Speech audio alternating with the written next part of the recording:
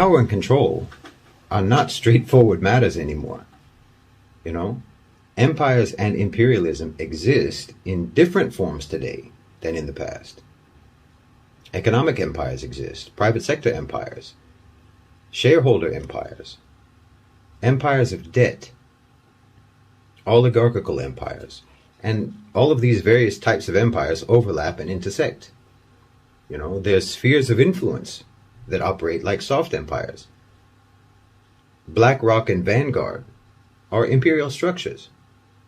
These new sort of opaque versions of empire can all occupy the same geographical territories at the same time. And in some cases, or in most cases actually, the governments of those territories are comparatively minor or subordinate management structures in their own lands. The governments are just nodes in a larger power network. It's not the same everywhere, but it's certainly the case in the West. I mean, in the global South, in the developing world, in some Muslim countries, it's less the case. But to a great extent, that's only because the global power networks have just not absorbed them yet. They haven't been integrated into the virtual territory of any of these other empires. So national governments in those parts of the world still are able to exercise some degree of sovereignty. But that's likely to change very soon with the pivot to the global South. You know, BRICS and the redirection of the global economy to the global South means the integration of the Southern Hemisphere into those overlapping, intersecting private sector power networks, those empires. This poses an extraordinarily complicated challenge, and it renders everything that we previously thought about liberation movements, you know, independence movements, revolutions, and so on. It renders all of that completely obsolete. Even ideas about political Islam, Islamic State, Khilafah, and all of that. All of these notions have just become too simplistic in light of modern power dynamics. Today, you have to secure your sovereignty in multiple spheres at the same time against the domination of multiple other imperial powers. Undefined imperial powers. I mean, you can declare your independence, you can declare, you know, an Islamic government, a Khilafah, or what have you. You can declare all of that tomorrow, but what would that even mean? What sovereignty would you have? What real independence would you have when you're still embedded within this dense, interlocking set of power networks? When your economy is located within the shared virtual territory of multiple empires. I mean, look at what those powers did to the Syriza government in Greece, for instance. Listen to Yanis Varoufakis talking about the IMF and the European Central Bank, and how Greece's banks were threatened with a total cutoff of credit and liquidity. Or when Manuel Zelaya in Honduras was toppled in a coup because he wanted to raise the minimum wage. And the what used to be the old United Fruit Company, now Chiquita Brands International, they supported the coup with hundreds of thousands, if not millions of dollars. And then after the coup, you know, they paid lobbyists to make sure that the coup was legal and constitutional. And then the IMF opened the tap for massive loans to the country. Or you could look at what's happening in Russia right now. You know, there's just endless examples. No node in the network can have independence or sovereignty, and it can't make autonomous decisions. Independence isn't something that you can just declare. It's something that you have to build up over time. And that's largely an economic, not a political project. You have to build the capacity to extract yourself from the network, and that means not only developing your self-sufficiency, but also the ability to resist external coercion.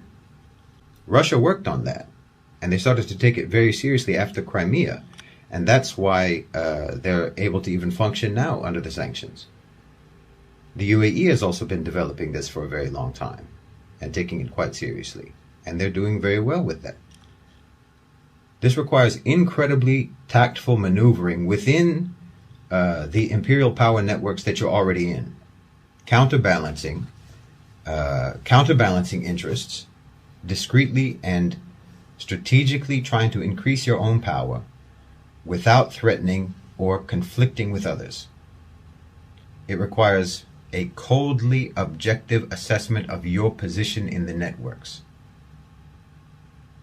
an assessment of your resources, and your impact on everyone else's interests.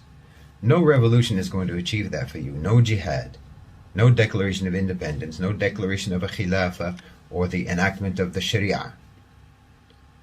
Those types of things are all, at this point, empty gestures that will not suddenly make you viable and sovereign. And again, there's just too many examples to go through to prove that. You know, the most neglected aspect of all of this, in my opinion, is the people, and the failure of the people to recognize private sector power as the most and the major controlling force in their lives, which needs to be brought to accountability. The whole direction of political activism, of organizing and so on, in my view, needs to shift from government to the private sector. Look, in Islam, we have understood from day one that leadership, that policy making, governance is all determined. No matter what state structure you have, no matter what sort of government system you have, it's all determined by the highest ranks of influential people in the society, the people that we call the Ahl al-Hal wal-Aqd, the people who tie and untie, the people who connect and disconnect, what you would call the movers and shakers. That has always been the case, and it always will be the case in every society, in every system, everywhere. Because this is just a reality of human society. Some people have more influence than others, and that's the case today. In the West, in the East, in the global South, in the global North, and in the Muslim world.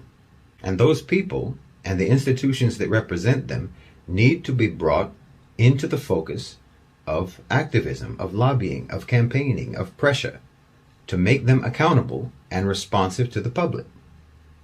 That's private sector power. And private sector power is itself embedded in networks of workers and consumers and other stakeholders.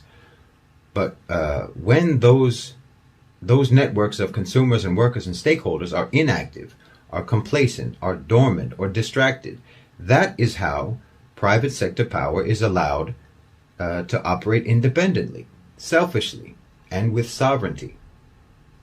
Because no one is paying attention, and everyone is preoccupied with sort of the official power dynamics instead of the real existing power dynamics. In other words, they're busy thinking about the government and completely overlooking the powers that eclipse governments, even though there are innumerable ways that the people can impact the private sector more than they can impact the government. They have you focusing on the least important and the least meaningful dimension of the power structure. And ironically, they have you directing your anger and your resentment at governments, while very often celebrating the very oligarchs and billionaires and brand names and companies that the government is serving against your interests. I mean, you'll admire, say, someone like Elon Musk or Bill Gates or Warren Buffett or whoever you like. You'll admire these people while hating the politicians who do their bidding. And sometimes you hate them because they do their bidding. But your discontent is never directed at the ones who are being obeyed. Doesn't make any sense, does it? So the relationship between the public and business seriously has to be transformed. And this, in and of itself, I think could get you much farther towards having a nation with genuine sovereignty and independence.